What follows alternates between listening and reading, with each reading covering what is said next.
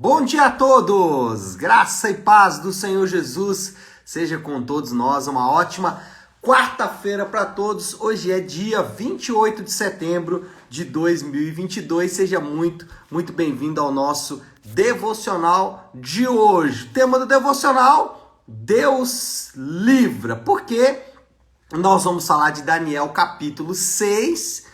E Daniel capítulo 6 vai narrar a história de Daniel sendo livre da cova dos leões. Então é disso que nós vamos tratar nesta quarta-feira. E eu quero realmente incentivar você a fazer, a leitura bíblica, para que quando nós chegarmos aqui, deixa eu tirar um negocinho que tá aparecendo aqui, tá atrapalhando.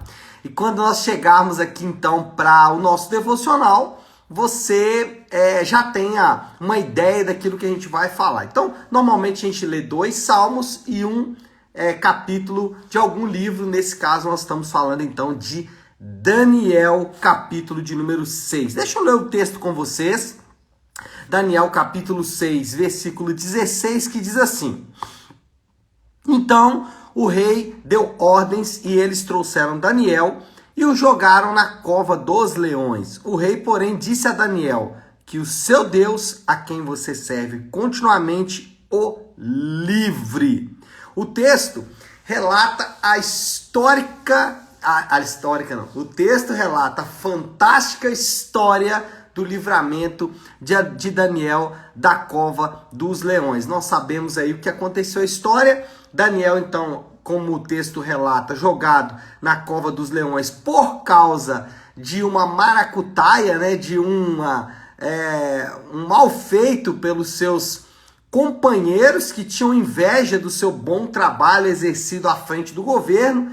E aí então jogam Daniel na cova dos leões, só que Daniel de maneira milagrosa resiste à cova dos leões. Daniel de maneira fantástica resiste à cova dos leões e sai dali vivo, incólume, Essa história é bem conhecida, a gente já ouviu falar várias vezes, inclusive existem ditados populares sobre ser livre da cova dos leões. Agora, algumas coisas a gente pode aprender neste texto. O primeiro deles é que o relato ele não é ilustrativo. Isso é um ponto importante, porque muitas pessoas, numa tentativa aí de reduzir a importância do relato, vai dizer, não, isso é uma ilustração, Deus usou para poder motivar as pessoas ali da época e tudo mais, mas isso não é verdade. O texto não dá margem para isso.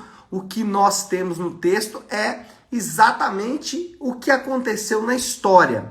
Então, isso precisa ficar muito claro. Daniel, de fato, foi lançado em uma cova de leões, foi livre dessa cova de leões e depois os seus adversários foram jogados lá e eles sim foram devorados pelos leões. Agora, diante disso, o fato, o acontecimento, nós precisamos então ter algumas lições aí. A primeira delas é não tentar recriar a história.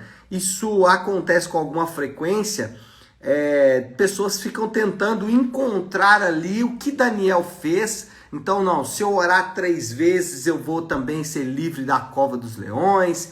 Se eu for assim ou assado, se eu tiver o coração de Daniel, ou isso que está acontecendo na minha vida é como a cova dos leões de Daniel. Não, a ideia aqui não é recriar a história, não precisa fazer isso.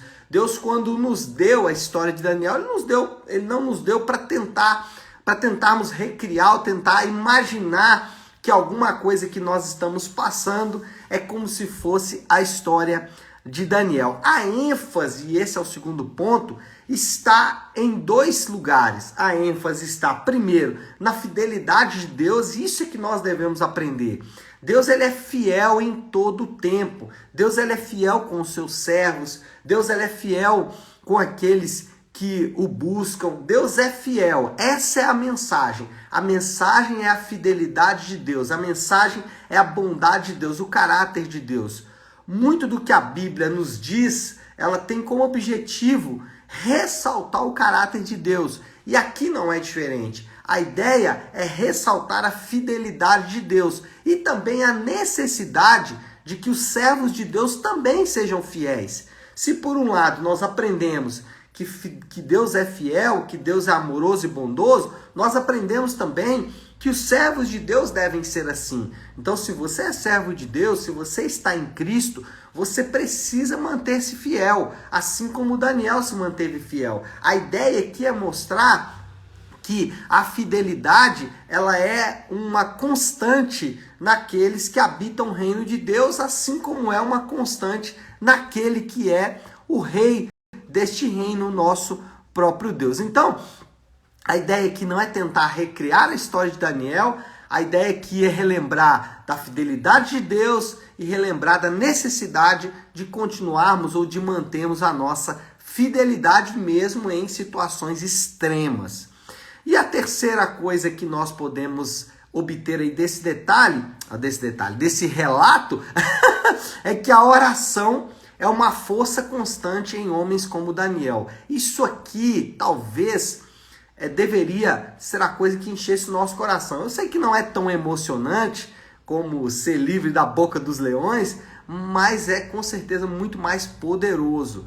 Então, Daniel, um homem que tinha muito poder em suas mãos, o texto diz que ele era um dos 120 homens do Império Persa, ali de Neemias, de Ester, de Esdras, né? Então, Artaxerxes e tudo mais, esse império muito poderoso. Daniel era um dos 120 homens mais importantes deste império, um homem que tinha muito poder em suas mãos. Contudo, Daniel sabia que, no fundo, o seu poder vinha da fraqueza da oração. O seu poder não vinha quando ele batia a mão na mesa ou levantava uma espada. O poder de Daniel estava quando ele dobrava os seus joelhos. E isso, muitas vezes, passa despercebido. Nós não entendemos que as coisas no reino são mudadas, são diferentes. No reino não se ganha, se perde. No reino não se demonstra força, se demonstra fraqueza. E nada mais fraco do que a fraqueza da oração. Quando você diz para Deus, olha, eu não tenho condições de mudar a minha própria história. Então, o relato, ele ressalta o fato de que o poder de Daniel vinha exatamente da oração. Bom, em primeiro lugar, o relato não é ilustrativo. Segundo, Deus mostra sua soberania e seus propósitos. A pergunta que surge é: por que Deus não livrou Daniel antes? Por quê? Se Deus ia livrar Daniel da boca dos leões, por que não livrou antes de jogar Daniel na cova? Por que ele não falou com Daniel lá que os caras estavam armando com ele, né? Por que Deus não deu algum tipo de sonho, já que Daniel era um profeta, ali algumas visões e tudo mais? Por que Deus não livrou Daniel antes? Aquelas perguntas que nós gostamos de fazer, né? Por que se Deus sabia que Adão ia pecar, por que Deus criou Adão, né? Não tem resposta. A verdade é essa. Por que Deus não livrou Daniel antes? O texto não revela. E se o texto não revela, a minha obrigação é também não tentar buscar respostas onde o texto não nos dá. Então, por que Deus não livrou Daniel antes? Não sei, porque o texto não diz. Agora, nós podemos afirmar, por exemplo, que Deus tem os seus planos, porque isso é que a Bíblia diz. Eu não sei por que Deus não livrou Daniel antes, mas eu sei que Deus sempre tem os seus planos. E, por vezes, esses planos incluem eventos que não esperamos. Por vezes, os planos de Deus vão incluir ali coisas que nós não estávamos contando. No caso de Daniel, o plano de Deus envolveu uma cova cheia de leões e o livramento dessa cova. Mas talvez os planos de Deus para você podem incluir, sim, uma dificuldade no casamento, um problema financeiro, um problema de saúde. Isso não significa que Deus não ama e que Deus não está cuidando das coisas. Só aprove ao Senhor conduzir os seus planos de maneira a incluir eventos que nós não estávamos esperando. Então, isso acontece. Já aconteceu com homens no passado, aconteceu com Daniel e vai continuar acontecendo com você, comigo e com outros servos de Deus ao longo da história. Outra coisa em relação aos planos de Deus é que nem sempre o final vai ser satisfatório, tá? Muitas vezes, a grande maioria das vezes, o final vai ser um final bom, vai ser um final satisfatório, como no caso de Daniel. Daniel saiu incólume da cova dos leões. Daniel saiu limpo da cova dos leões.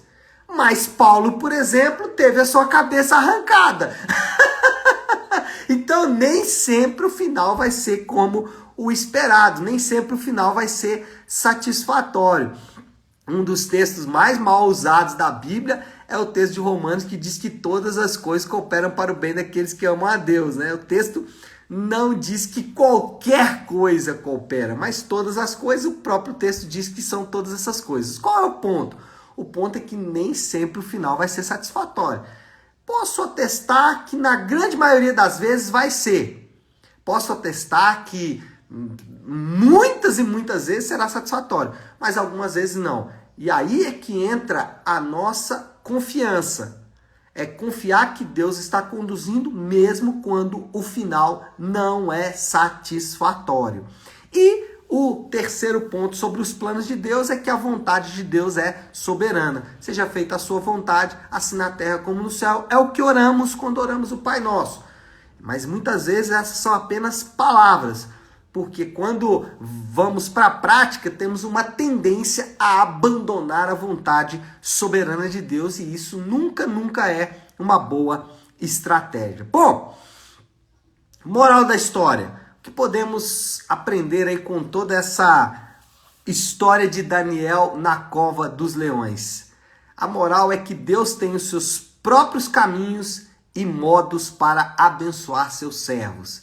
Os servos de Deus têm que se sentir abençoados e são abençoados porque a palavra de Deus assim nos garante, mesmo que planos e propósitos de Deus vão incluir coisas que aos nossos olhos não são boas coisas. Mesmo que os planos de Deus vão incluir ali momentos que o resultado não será satisfatório. Ainda assim, nós precisamos crer que Deus tem os seus próprios modos e os seus próprios caminhos para abençoar os seus servos. E essa é a moral da história. Como Deus pode abençoar alguém tão fiel, tão firme como Daniel, aqui nesse relato, já no final da sua vida, como pode Deus abençoar alguém passando esse alguém pela cova dos leões? Mas foi exatamente isso que ele fez. Bom, desafio do Léo aí desta quarta-feira. O desafio aqui, a aplicação final, né, a maneira como nós podemos nos utilizar de tudo isso aí que nós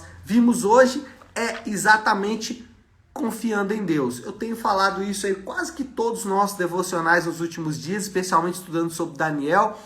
Confiar em Deus. Confiar em Deus não é falar da boca para fora. É sim, quando experimentar momentos de dor e aflição, continuar crendo que Deus está conduzindo a história. Então, assim como Daniel, que confiou em Deus, mesmo que o tempo foi passando e ele foi caminhando a passos largos em direção à cova, ele continuou confiando. Passo em direção à cova, confiando. Passo em direção à cova, confiando. Assim também, nós crentes somos chamados a, mesmo dando passos em direção à cova, continuar confiando em Deus. E aí, cova não é cova literal não, viu? Calma!